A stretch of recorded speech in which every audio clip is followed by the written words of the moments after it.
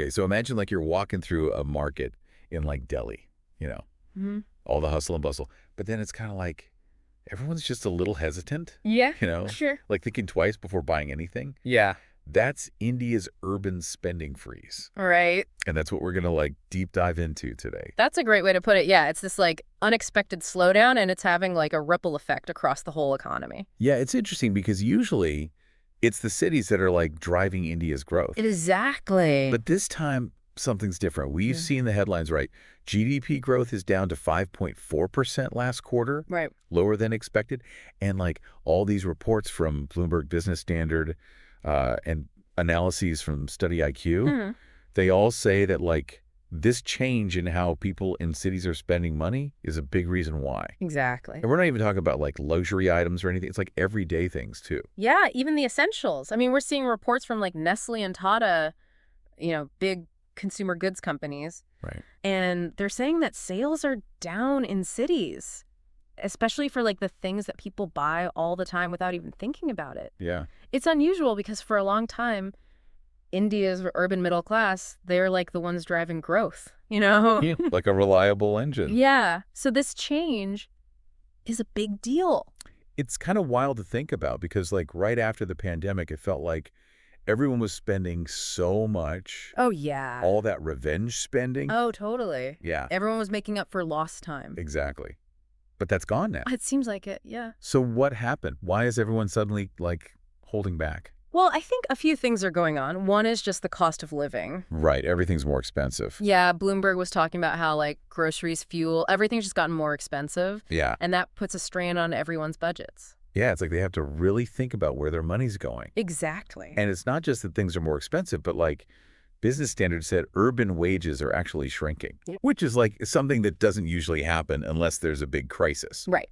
So yeah, things cost more and people have less money. Makes sense that they'd be careful. Totally. And this like wage thing is a big deal because it affects how confident people feel about the economy. Oh yeah, for sure. If people aren't sure about their jobs or their income, they're not going to spend money even on the things they need. Right. It's like a cycle. Yeah. Less spending leads to less demand, which hurts businesses. Then businesses might cut jobs or lower wages. Exactly. Which brings us to like jobs and how different industries are being affected. Right. So which sectors are taking the biggest hit from this like spending freeze? And what does that mean for people's jobs? The hardest hit are the ones that really rely on people spending money, especially on like non-essential things. Okay. So think like retail restaurants, entertainment, places people go when they have extra cash. Right. So like places with a lot of jobs, Exactly. especially like entry-level and service jobs. So it's not just about businesses making less money. It's about people maybe losing their jobs. Exactly. A lot of these jobs go to younger people or people who are just starting out, Right. If those industries struggle, it could mean job losses, pay cuts, and just more hardship for people who are already struggling. Yeah. And this isn't just Mumbai and Delhi, right? No, it's all over the country. Every city is feeling it. Right. It's like this ripple effect across the whole economy. So we've talked about how this is a big problem with serious consequences. But it's not all bad, right? Right? There have to be some like bright spots, some solutions people are working on. Yeah, definitely. What about all these innovative financing solutions I keep hearing about? Oh, yeah, that's a really interesting area.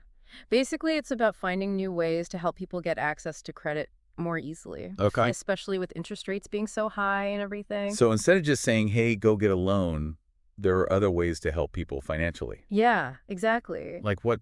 Give me some examples. Well, there are these things called microloans that are specifically designed for people in cities. Okay. And they're sometimes geared towards people who might not qualify for a regular loan because they don't have a credit history. Gotcha. And there are also government programs that can help people get loans to buy certain things or use certain services. Interesting. It's all about finding creative ways to get money flowing again without just relying on the old ways of doing things. I like that. But what about the government's role in all this? Yeah. Can they do more than just help with loans? Oh, for sure. I mean, they're dealing with their own budget problems, right? Absolutely. The government has a really important role to play here, but it's tricky. How so? Well, on the one hand, they have to be responsible with their spending, especially since it's an election year. Right. But on the other hand, they need to do something about this slowdown and help boost demand. Yeah, it's a tough spot to be in. It is. It's like they have to walk a fine line. So is it possible that the government's being careful with their own spending is actually making businesses and people more hesitant to spend too? It's definitely something to think about, yeah. Like, what if the government delaying projects or cutting back on investments is making everyone nervous? Exactly. It creates this feeling of uncertainty and makes everyone tighten their belts. So it's not just about how much the government spends, it's about the message they're sending. Right. A lack of confidence at the top can trickle down and become a self-fulfilling prophecy. Wow. But it goes both ways, you know. What do you mean? This urban spending freeze can make the government's budget problems even worse. Ah, because if people aren't spending as much, then the government's getting less tax money. Exactly. So they have even less to spend and invest even if they wanted to. It's a vicious cycle. The freeze hurts government revenue, which then limits their ability to address the freeze. Man, that's tough. Yeah. Especially with an election coming up. Yeah. They have to balance being responsible with the need to help the economy. It's a tightrope walk for sure. But, you know, even with all these challenges, I think it's important to remember that there's also a lot of room for innovation and creative problem solving. You're talking about those alternative financing models again, right? Exactly. The ones that go beyond the traditional ways of lending and credit scores. Yeah, let's dive into that. What are some examples that could work in India? Well, we're already seeing some really cool things happening with fintech companies. Oh, yeah? Yeah. Some of them are trying out microloans that use different kinds of information to decide if someone should get a loan. Like what? Like how they use their phone or even their social media activity. Really? Yeah, instead of just looking at a credit score, which a lot of people don't even have, they can look at real-world behavior and digital footprints to see if someone's likely to repay a loan. Huh. That's amazing, like using technology to make sure everyone has a chance to participate in the economy. Exactly. It's about giving people opportunities based on their potential, not just some number. Right. But what about people who aren't comfortable with technology or don't have access to it? That's where community-based financing comes in. Okay, what's that? It's like this. Imagine people in a neighborhood pooling their money together Okay. to support local businesses or pay for improvements in their area. Huh. It's about giving communities the power to take charge of their own economic growth. I like that. Makes them feel more invested in their community. Exactly. And it encourages people to come up with their own solutions. Yeah, it's like a small-scale economic stimulus package, Yeah. but it's driven by the people themselves. That's a great way to put it, yeah. And it also ties into this idea of sustainability. Okay. When people have a direct stake in their community, they're more likely to make choices that benefit everyone in the long run. That makes sense. So it's like a multi-pronged approach, Mhm. helping individuals through new ways of getting loans, supporting communities to come up with their own initiatives, and encouraging everyone to be more thoughtful about how they spend their money. It's all about building a system that's more resilient, more inclusive, more sustainable. It's about getting to the root of the problem, not just putting a Band-Aid on it. Yeah, that's exactly right. It's about building an economy that works for everyone, not just a select few. So we were talking about sectors hit by the spending freeze. Yeah, we talked about retail, restaurants, entertainment. Right. Those are the obvious ones. But you got to think about what happens to the businesses that supply those places, you know? Oh, yeah, further down the line. Exactly, like manufacturing, transportation, even agriculture, it's all connected. Yeah, it makes sense if people are buying less clothing, electronics, whatever. Right. That eventually affects the factories, the trucks, even the farms that supply the raw materials. Exactly, it's like dominoes. And this brings up this whole idea of like a tale of two Indias. A tale of two Indias. Yeah, because while spending is down in the cities, in rural areas, things might actually be getting better. Really? At least for now. The good rainfall this year means a good harvest. Right. So in rural areas, incomes might go up. People might have more money to spend. So it's like the cities which usually drive the economy are slowing down while the rural areas are picking up. Yeah, it's kind of interesting, right? Yeah, definitely. But that's got to create some challenges too. Oh, for sure. Like, how do you make sure both areas are doing well? Right. Policymakers have to figure out how to support both without neglecting either one. Yeah, it's about finding that balance. Exactly. And making sure that the growth is sustainable for everyone. And of course, we can't forget about the human side of all this. Right, like the people who are losing their jobs or having their wages cut. Yeah, it's about more than just numbers on a spreadsheet. It's about real people's lives. It's easy to forget that when you're talking about the big picture. Yeah, this whole spending freeze, it's like a symptom of something bigger, you Yeah. know? Like maybe the way things have been working isn't working for everyone. So maybe this slowdown was a chance for India to rethink things. Maybe, yeah. Like what if it's an opportunity to build an economy that's more sustainable, more inclusive, more resilient? Okay, I like that. Turning this challenge into an opportunity. But where do we even start? Like, what can people do? Well, I think one of the most powerful things we can do is become more conscious consumers. Wait, Like really thinking about what we buy and why. Supporting local businesses, choosing products that are made ethically and sustainably, and just buying less stuff in general. it's about being more intentional with our spending. Exactly. And those choices send a message to companies you know. It shows them that we care about quality, sustainability, local impact. Yeah, it's like voting with our wallets. Right. And beyond that, we can also use our voices to advocate for change. Like how?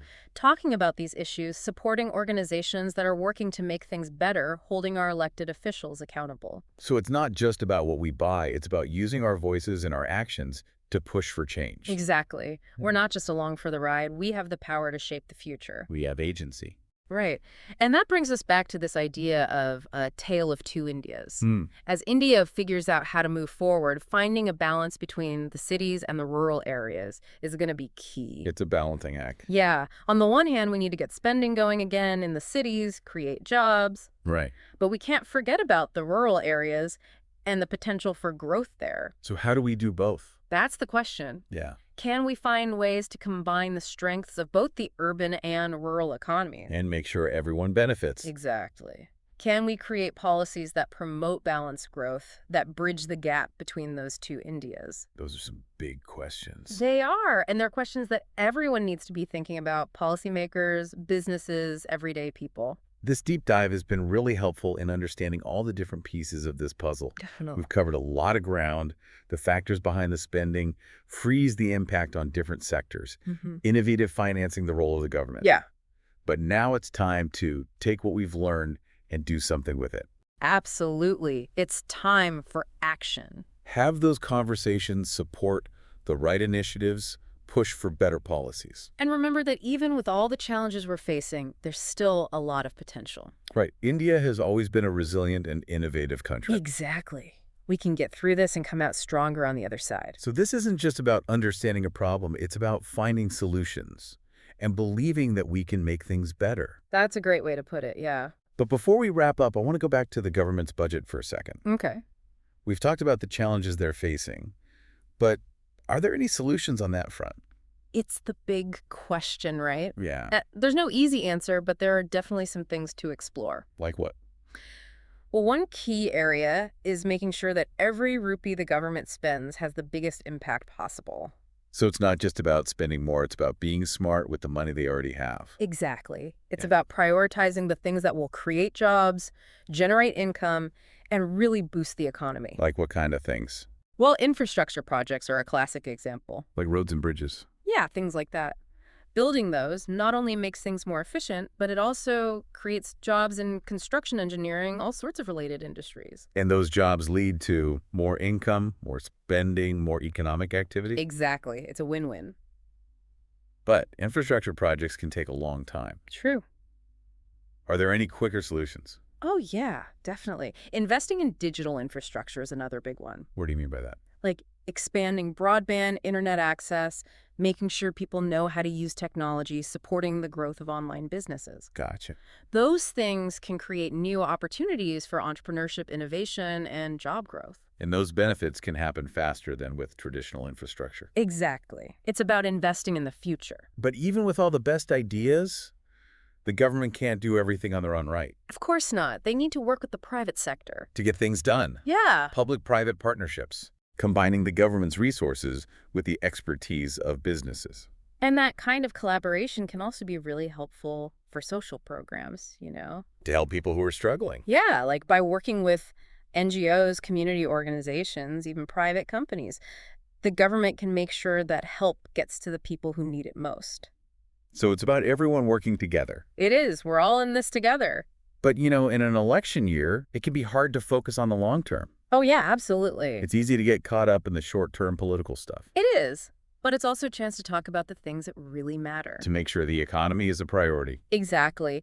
Voters have the power to demand policies that focus on sustainable, inclusive growth. and to hold their leaders accountable. Right. So it's not just about waiting for the government to act, it's about being involved in the process. Speaking up, sharing our ideas, making sure our voices are heard. Exactly. And that's what makes this whole conversation so important.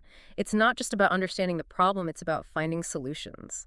It's about taking action. It's about building a better future together. It's like we've uncovered this whole web of challenges, the spending freeze, the GDP slowdown, the budget problems, and then how different things are in the cities versus the rural areas. It is a lot, yeah.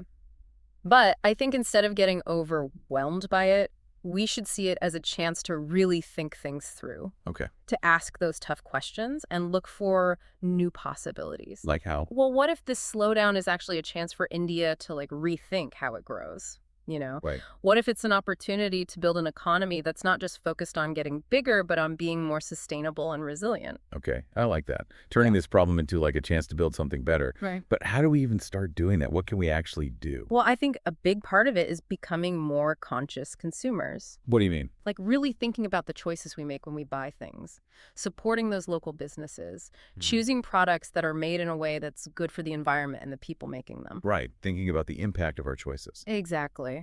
And maybe even just buying less stuff overall. Buying less, but buying better. Exactly. And when we do that, it sends a message to companies, you know? It tells them what we value. Right. It shows them that we care about quality and sustainability and making a positive impact.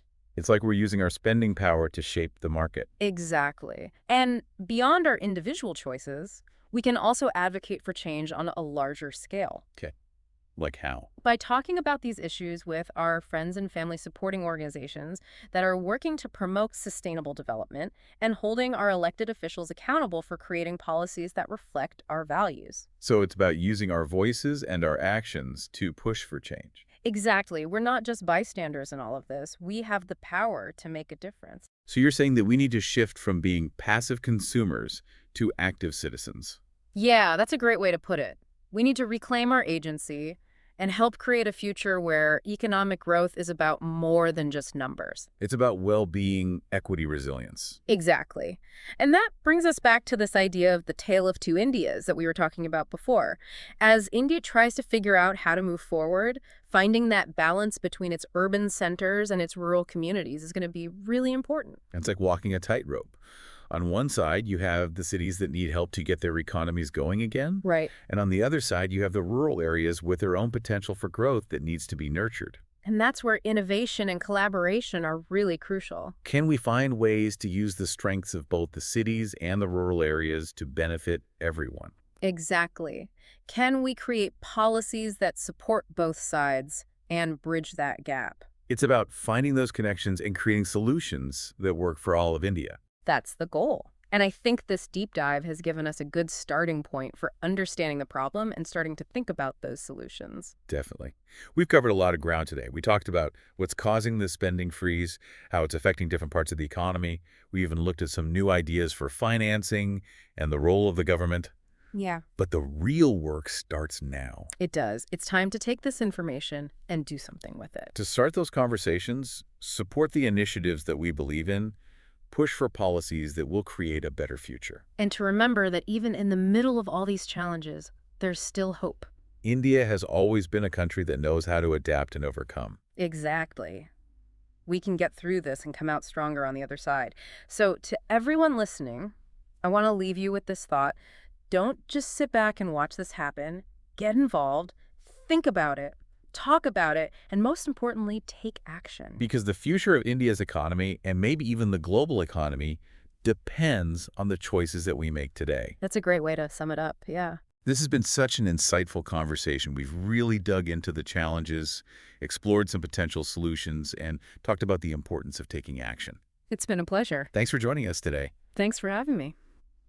And to all our listeners, thank you for tuning in to this deep dive on India's urban spending freeze. We hope you learned something new and that you'll join us again next time for another fascinating exploration of the world around us. Until then, keep those minds curious and those conversations flowing.